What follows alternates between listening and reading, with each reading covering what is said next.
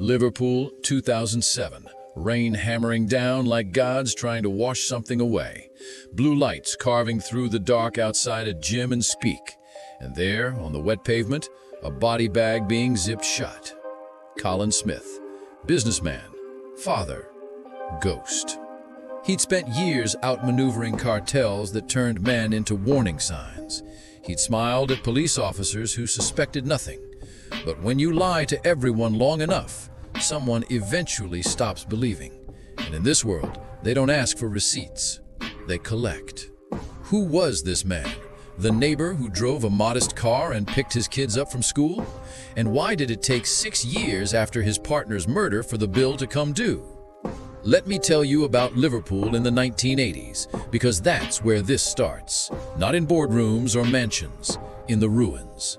The docks collapsed, 40% unemployment. Families that built ships for generations suddenly had nothing to build at all. And when legitimate work dies, illegitimate work thrives. Heroin flooded in like a plague. They called it Smack City. Some wore that badge with pride. Others just wore it. This wasn't glamorous. This was survival wearing a tracksuit. Then came Curtis Warren, the blueprint, the original ghost. He didn't just sell drugs in Liverpool, he globalized it. Amsterdam connections, Colombian pipelines. Warren showed everyone how small-time dealers could become international operators.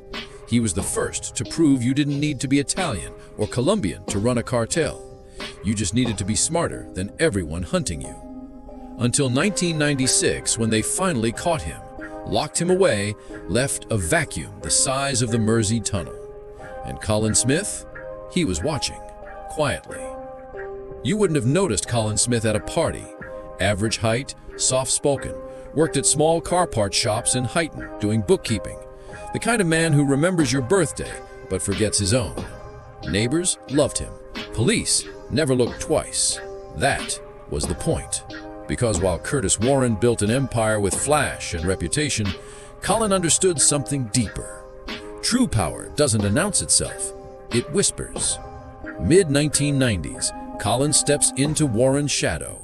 No gold chains, no nightclub appearances, no Instagram before Instagram existed. Just efficiency. Numbers that balanced perfectly, shipments that never got caught. A fruit import company that looked so legitimate it was boring. And boring is invisible. He'd receive containers marked tropical produce from South America. Inside, cocaine, hundreds of kilos, hidden in false bottoms beneath actual mangoes and bananas. The invoices were real, the paperwork pristine. Even customs agents would wave it through because who audits fruit that aggressively? Genius, really. In a world where everyone's trying to look like a gangster, Colin looked like he sold groceries. Here's where it gets strange. Colin held family Sundays. Every associate had to bring their wives and kids. Barbecues, football matches, birthday parties for children who had no idea their fathers were moving millions. The police thought it was sweet. Community man, family values. It was theater, criminal meetings disguised as suburban wholesomeness. Because who raids a children's birthday party? While others posed for photos with stacks of cash, Colin built a ghost network. One so clean, investigators thought it was just a logistics firm. They had files on him. Thin ones. Businessman. Import-export. Clean tax records. Nothing stuck because there was nothing visible to grab. But every empire built on silence eventually echoes. And Colin's echo came wearing a suit and an enforcer's smile. His name was Stephen Lawler. Stephen Lawler wasn't invisible. He didn't want to be. Ex-bouncer turned fixer. Ran nightclub security rackets across Liverpool. If you owned a club, you paid Lawler's crew, or you found yourself closing early due to unforeseen incidents. Broken glass, broken bones, the kind of persuasion that doesn't require PowerPoint presentations. But Lawler was more than muscle. He was Colin's bridge. The enforcer in a designer suit. The man who could sit with Colombian intermediaries and make them believe Liverpool was serious, professional, worth the risk. Police surveillance from 1999 to 2001 tied him to 12 assaults. 12 they could prove. The real number? Let's just say Stephen Lawler was very good at his job. Colin trusted him. Or maybe Colin needed him. In this world, the line between those two things gets blurry fast.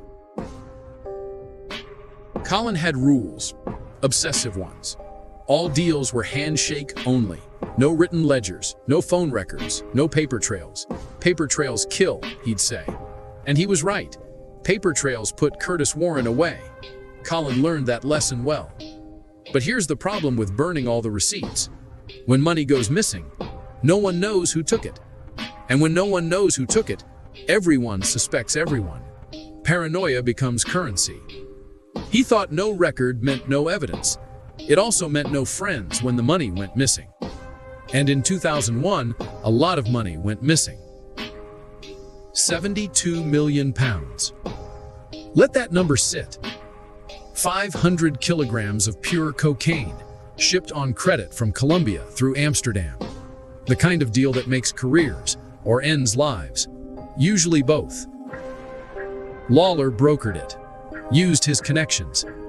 The Colombians trusted him because Colin stood behind him. The arrangement was simple. Deliver the product, collect the money, everyone profits. Liverpool to Cartagena, handshake across an ocean. Then the shipment vanished. Not seized, not intercepted, vanished. Someone took it. Someone sold it. Someone kept the money. The Colombians wanted answers. Colin wanted answers. Lawler had none to give. Or maybe he had answers he chose not to share. Trust evaporates fast when tens of millions disappear. May 2001. Stephen Lawler walks out of a Liverpool nightclub. Late. Alone. Probably felt safe. He'd walked out of 100 clubs the same way. But this time, a rival security firm led by Peter Clark was waiting. 4 men. One with a shotgun. They didn't ask questions. They didn't negotiate. Stephen Lawler died in the street outside the very kind of club he used to control. One bullet erased Colin's only bridge to the cartel and left a 72 million pound question no one wanted to answer. Here's what the police didn't know yet. What Colin didn't know yet. The FBI and Interpol were already circling. A DEA memo from 2001, since declassified, noted Liverpool cell linked to Cartagena intermediaries under active surveillance by Europol. Colin's ghost network wasn't as invisible as he thought. The feds were watching. Not closely enough to arrest, but closely enough to track. International agencies marking dominoes, waiting to see which falls first. Colin was now exposed on 3 fronts. The cartel wanted their money, the police were one step behind, and Liverpool's underworld smelled blood. His own kind, the ones who used to fear Lawler. They weren't scared anymore. He'd built everything on silence and trust. Now he had neither. Just a target on his back that grew heavier every day. For 6 years, Colin tried to disappear deeper into legitimacy. Took his kids to school, went to the gym, lived the life of a man who never touched cocaine. Maybe he thought time would erase the debt, that the cartel would forget, that Liverpool would move on. But debt doesn't forget. It compounds. And someone, somewhere, was still keeping score. February 13, 2007. Colin walks out of his gym in Speke. Same routine he'd followed for months. Tracksuit, gym bag, car keys in hand, probably thinking about dinner, maybe thinking about his kids. He never made it to the car. 2 men, motorcycle, probably wearing helmets, probably calm. They fired twice and left him bleeding out next to a row of parked cars. Colin Smith didn't scream, didn't run, didn't fight, just collapsed, like a man who'd been expecting this moment for 6 years. The gym cameras caught nothing useful. The street had no witnesses. Or rather, it had plenty. They just didn't see a thing. That's how it works in Liverpool when the message is meant for everyone. But let's rewind, because the question isn't how he died, it's why he waited 6 years to die. After Lawler's murder in 2001, Colin had a choice. Come clean to the Colombians, explain the shipment was stolen by rivals, take the loss, rebuild trust slowly, like a man who values tomorrow more than today. He chose a different path, the greedy one, the fatal one. Colin retrieved the cocaine himself, 500 kilos, sitting in Amsterdam warehouse under police noses. He moved it quietly, sold it across Europe in smaller chunks, Berlin, Prague, Barcelona, markets where Liverpool connections meant nothing and questions were minimal. He kept every penny. 72 million pounds, gone, into his pockets, into offshore accounts, into the kind of life he thought he'd earned. Here's the thing about stealing from cartels. They don't care about your reasoning, they care about the precedent. Let one man steal and walk away, and suddenly everyone thinks they can. Colin knew this. He did it anyway. Arrogance? Desperation? Maybe he thought distance and silence would save him. They never do. To cover his tracks, Colin paid the mules through offshore transfers, Gibraltar accounts mostly, labeled the payments fruit brokerage fees. Clean paperwork, legitimate-looking transactions, the kind of detail that makes forensic accountants nod approvingly before they realize what they're actually looking at. But the cartels weren't accountants. They were businessmen who understood one currency, trust. And Colin needed to buy time before they started asking harder questions. So he forged a Dutch customs seizure form, sent it to Cartagena with an apologetic note. The authorities grabbed it, nothing we could do, bad luck, let's regroup. Brilliant. Almost. Except the date stamps didn't match. Different fonts, different formats, the kind of mistakes experts spot in seconds. And cartels employ experts. They have to. Their survival depends on knowing who's lying. Stephen French, they called him the Blonde, was one of Colin's inner circle. Manchester boy, sharp dresser, sharper instincts. And in 2002, facing his own legal troubles, French made a calculation. Loyalty to Colin or loyalty to breathing? He flipped, told the cartel everything. The fake seizure, the secret sales, the offshore accounts. Europol intercepted communications confirming the whole sordid betrayal. Colin Smith hadn't lost the shipment, he'd stolen it, sold it, kept the money. The cartel's verdict was immediate. Debt equals death. 1 million pounds authorized for whoever delivered Colin's corpse. You don't negotiate bounties like that. You don't plead your case. You run or you die. Colin tried running without leaving. Strange strategy, but he couldn't abandon Liverpool entirely. His kids were there, his life, his identity. So he ran in place. New phones every week, burners replaced like cigarettes, drove mirrored routes home, different streets, different times, never predictable. Installed bulletproof doors at his house, not metaphorical ones, actual Kevlar reinforced steel. His wife noticed, asked questions. He smiled and said business was stressful, which wasn't a lie, just an understatement. He wasn't running from police anymore. He was hiding from ghosts with accents he couldn't see coming. Paranoia becomes its own prison. Every car behind you is a threat. Every stranger at the gym might be the one.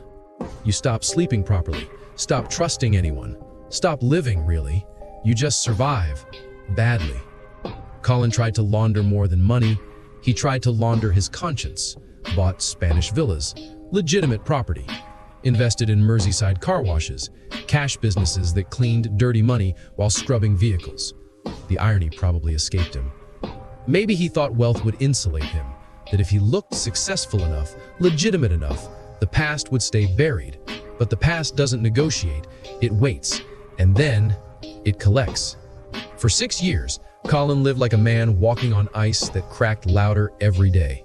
He dropped his son at football practice, attended parent evenings, went to the gym religiously. Routine as camouflage, normalcy as armor. November 13th, 2007. Tuesday. Ordinary. Colin drops his boy off, watches him run onto the field, probably felt something close to peace. A few minutes where he wasn't calculating angles or checking mirrors. Then, his phone buzzed. Text message. Urgent business. Meet outside the gym, 20 minutes. He should have ignored it. Should have known better. But when you've spent years pretending to be legitimate, sometimes you forget you're not. Or maybe he was just tired. Tired of running. Tired of looking over his shoulder. Tired of being the man who stole 72 million and got away with it. Except, he hadn't gotten away with it. He'd just delayed the bill. Colin walked out of that gym in his tracksuit, gym bag over his shoulder, car keys in hand. Thinking about dinner, maybe. Or his son's football match. Or absolutely nothing, because his brain was finally briefly quiet. 2 shotgun blasts shattered that quiet, point-blank range. They hit him in the chest and head. He was dead before the sound finished echoing. The shooters disappeared in 90 seconds. Motorcycle engine. Gone. Like smoke. For 6 years, he lived as if every sound behind him was the one. And when it finally came, he didn't even turn. No one screamed. No one chased them. The gym parking lot emptied like water draining. People who saw everything suddenly remembered they saw nothing. That's the code. That's survival. Police arrived to find Colin Smith bleeding into the rain. Another body, another unsolved murder in a city with too many. They launched Operation Nike. 40 officers, 200 witness statements, months of investigation, years of dead ends. No convictions. Not one. Because everyone who knew anything valued their own life more than justice. And, honestly, who can blame them? Here's a detail that haunts me. Colin had a £5 million life insurance policy, the kind you buy when you're pretending everything's fine. His family filed the claim after his death, needed it desperately. Man of the house gone, no income, kids to raise. The insurance company froze the payout, invoked the criminal conduct clause, said Colin's lifestyle and death were connected to illegal activity. The family fought it in court until 2015, 8 years. Lawyers and stress and debt piling up, while they argued over money Colin had stolen from people who'd already taken everything. They never got the full amount, settled for scraps. Another debt Colin left unpaid. His kids grew up knowing their father was murdered. They also grew up knowing he wasn't who he said he was. That's a special kind of grief. Mourning someone while learning they were a lie. The underworld's reaction to Colin's death? Silence. Complete, total, calculated silence. No one avenged him. No one spoke his name in anger. No one even pretended to care. That silence was the message, louder than any threat. Cheat the cartels, and this is your legacy. A parking lot, a body bag, a family fighting over frozen insurance claims, and a city that forgets you ever existed. Colin Smith thought he was smarter than everyone. Smarter than Curtis Warren, smarter than the Colombians, smarter than the enforcers and rivals and police. And for a while, he was right. He built an empire on invisibility and died because he believed invisibility was the same as invincibility. It's not. Intelligence without loyalty isn't power, it's just suicide with a longer fuse. Colin proved that. He outsmarted both sides and lost to both. The cartels got their message delivered. The police got another cold case. And Colin, he got exactly what he earned.